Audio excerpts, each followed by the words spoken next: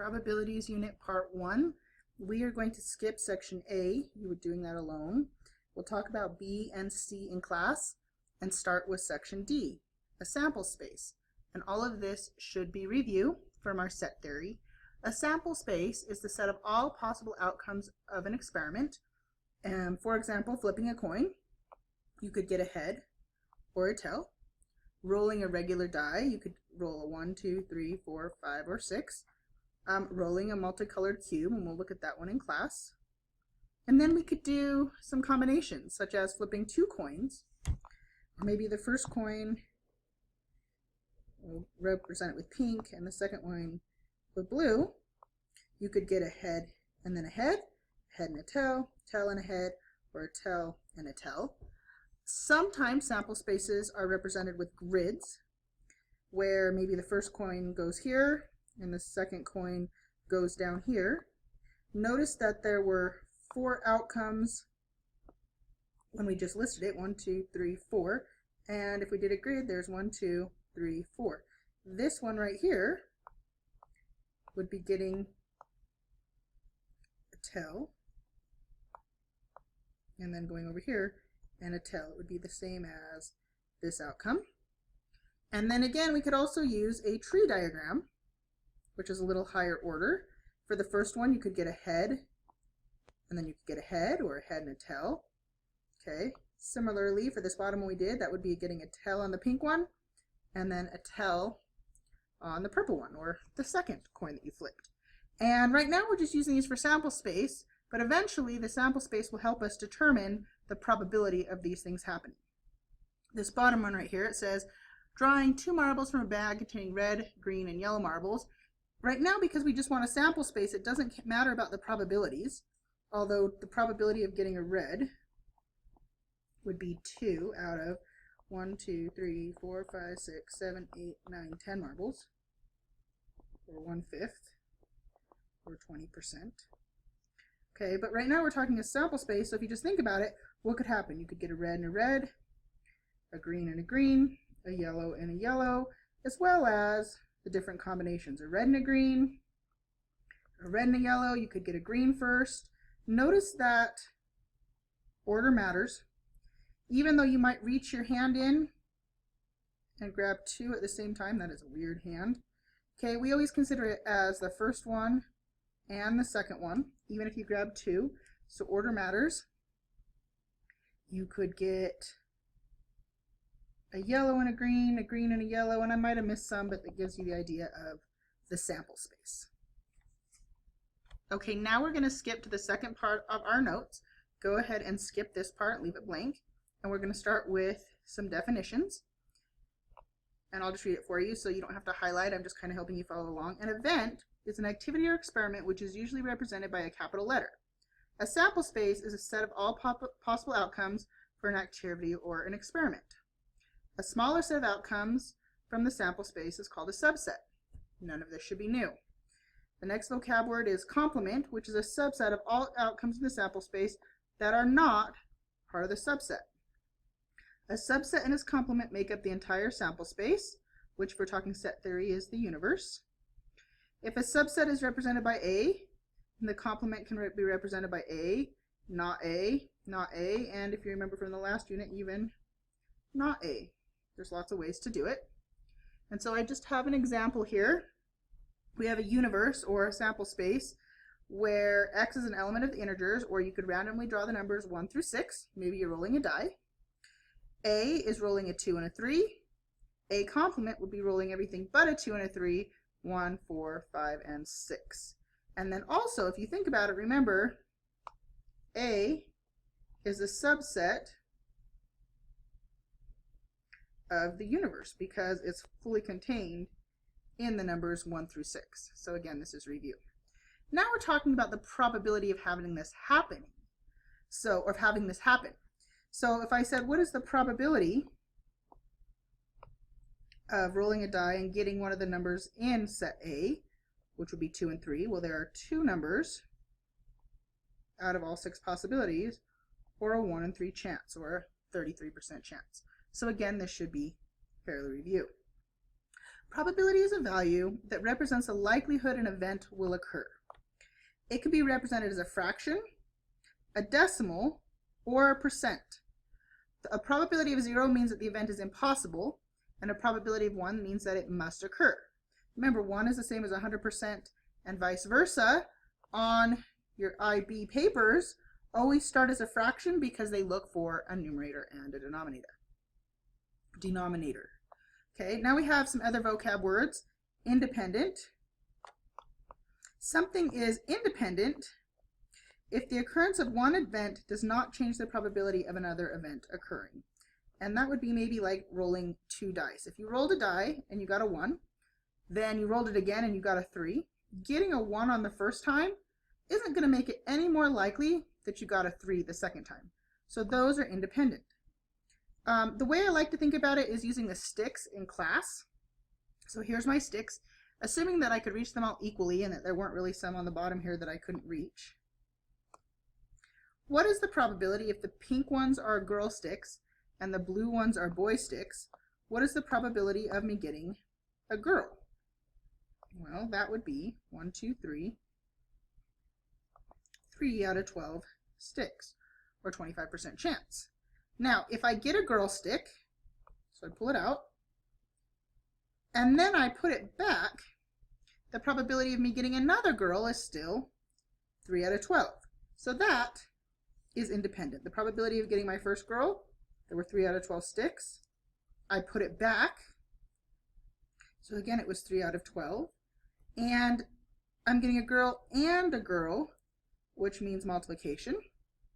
So that would be 9 over 144, and I could simplify that, but I don't want to.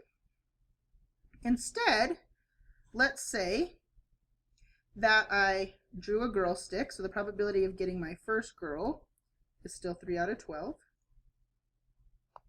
Take the stick out. Now I want to reach in again, and what's the chance of me getting another girl? I didn't put the first one back, maybe I broke it. Okay, well, it's still girl and girl, so it's times. But now I only have 2 out of 11 sticks left, or 6 out of 132. Again, I could simplify that.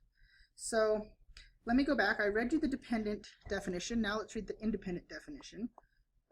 Again, just to clarify, independent events are independent if the occurrence of one does not change the probability of another event occurring.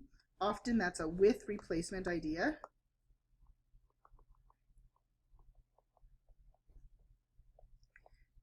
Excuse me. And then events are dependent if the occurrence of one changes the probability of another event occurring. Okay. For example, drawing marbles from a bag with replacement is independent, while drawing marbles without replacement is dependent. So just like we did with the sticks.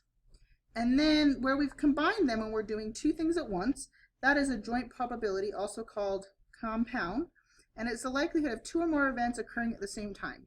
And it's not quite the same time, like you could reach your hand in and grab 2 sticks, but we always think about it as one and then the other, just to break it down. Okay, now we're going to use grids to help us find some of these probabilities. So here's a grid, and it's talking about rolling a die and then flipping a coin. Both things are independent because if I flip a coin and get a head, that has no bearing whatsoever on my probability of what happens when I roll my die. So it says, determine the probability of tossing a head. So I'm going to completely ignore a die, and we all know the probability of flipping a coin and getting a head is 1 out of 2. To use the grid to do that, though, we just look. There are 6 out of 12 different ways it can happen. We're just kind of ignoring the dice issue. Okay. The next one, B, the probability of getting a tail and a 5.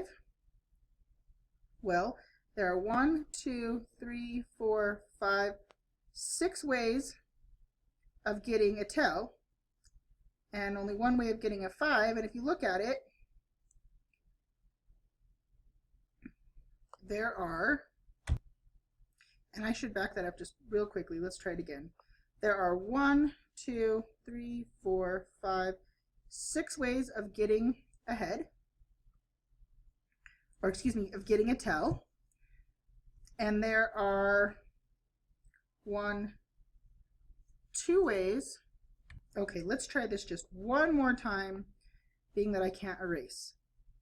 We want to tell and ahead. Well, if we just think about the probability of getting a tell, there are 1, 2, 3, 4, 5, 6 out of 12 ways to get a tell, which of course equates to 1 out of 2.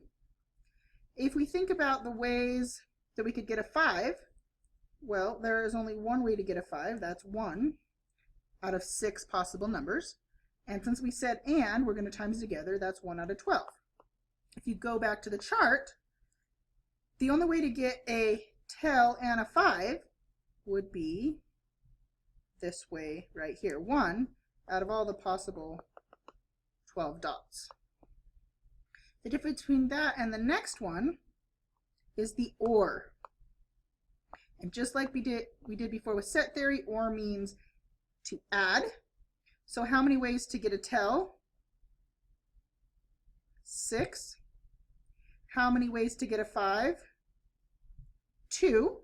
But notice we have a little overlap here, so total that's 1, 2, 3, 4, 5, 6, 7 out of 12. Okay? And honestly, we could do it this way, 6 out of 12 plus 2 out of 12, because there are 2 ways to get a 5, and then you can minus the overlap, but we'll talk about that later.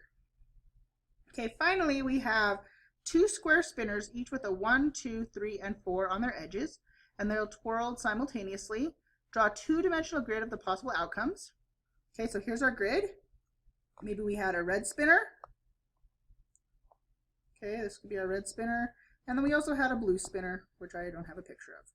Okay, and so you could get a 1 and a 1, or 2 and a 3, or whatever combination. But it says use your grid to determine the probability of getting a 3 with each spinner. So for that one, I'm going to go ahead and use orange. And let's think, we got a 3 on this spinner. And a 3 on this spinner. Okay. But I want a 3 for both, so honestly, actually, that's just this probability, because this one would have been a 3 and then a 1, which is what was not what we were asking. We were asking for a 3 on both. So you go to the edges, and you go 3, 3, 1 out of 16 ways. The next question, we'll go ahead and use green for that one, of getting a 3 and a 1. So a 3 and a 1, if you look at it, you could get a 3 on the first one and a 1 on the second one, or a 1 on the first one and a 3 on the second one. And honestly, it doesn't matter which one you call the first one or the second one. This time I called this one the first one. I think you did it backwards before. But that would be 2 out of 16, or 1/8. And then for C, I want the probability of getting an even result for each spinner. Well, evens would be 2s and 4s, 2s and 4s, and we'd need to be on both of them, so it could be a 2 and a 2, a 2 and a 4, a 4 and a 2, or a 4 and a 4. So that's 1, 2, 3, 4. There are 4 out of 16 ways, or 1/4. Okay, and then again, when it was or, if you want to think about it, well, we'll talk about that in a minute. This part right here, we will discuss later, but I'm going to give you this definition, and it is that the probability of A intersect B equals the probability of A times the probability of B if independent.